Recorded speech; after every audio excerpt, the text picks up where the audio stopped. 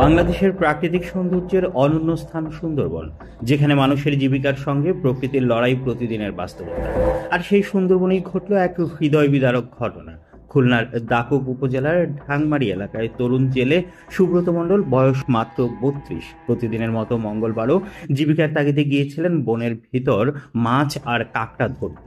সকালবেলা নিয়ম মেনে বন বিভাগের ঢাংমারি স্টেশন থেকে পাস সংগ্রহ করে প্রবেশ করেছিলেন সুন্দরবনে, কিন্তু আর ফিরলেন না ঘরে। বিকেল ৩:৩০টার দিকে করমজল খাল সাঁতরে পার হওয়ার সময় হঠাৎ ঝাঁপিয়ে পড়ে এক হিংস্র কুমির। মুহূর্তের মধ্যেই সুব্রতকে টেনে নেয় পানির গভীরে। সঙ্গে থাকা অন্য জেলেরা প্রাণপণ চেষ্টা করলেও তাকে উদ্ধার করা সম্ভব হয়নি। প্রত্যক্ষদর্শীরা জানালেন, বিকেল ৫টার দিকে একবার মরদেহটি পানির উপরে ভেসে উঠেছিল, আবারও দেখা যায় ৫:৩০টার দিকে। এমনকি সন্ধ্যা ৬:৩০টার দিকে কুমির মরদেহটি ছেড়ে চলে যায় বলেও স্থানীয়দের দাবি। কিন্তু তারপর থেকে আর কোনো খোঁজ মেলেনি সুব্রতর দেহের। স্থানীয় জেলে ইসরাফিল বয়াতি জানান, আমরা চোখের সামনে দেখেছি কুমিরের মুখে সুব্রতকে, তবে কুমির খায়নি, মুখে নিয়ে ঘুরছিল। ভাটা নামতেই আমরা খালে নেমে তল্লাশি চালাই। রাতে আলোর ব্যবস্থা করে খোঁজ চলছে। খবর পেয়ে বন বিভাগ ও স্থানীয় গ্রামবাসী একসঙ্গে অভিযান চালাচ্ছে করমজল খালে।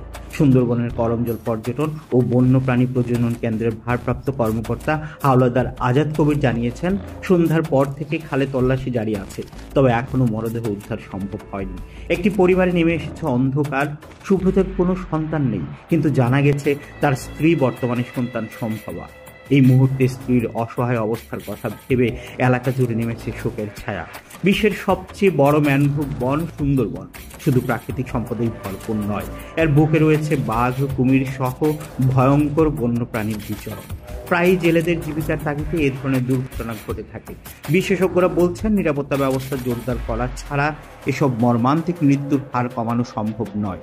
আজকের এই ঘটনাটি আবারও মনে করিয়ে দিল, সুন্দরবন যেমন জীবিকার আশীর্বাদ, তেমনি প্রাণঘাতী ঝুঁকির এক বিশাল ভাণ্ডার।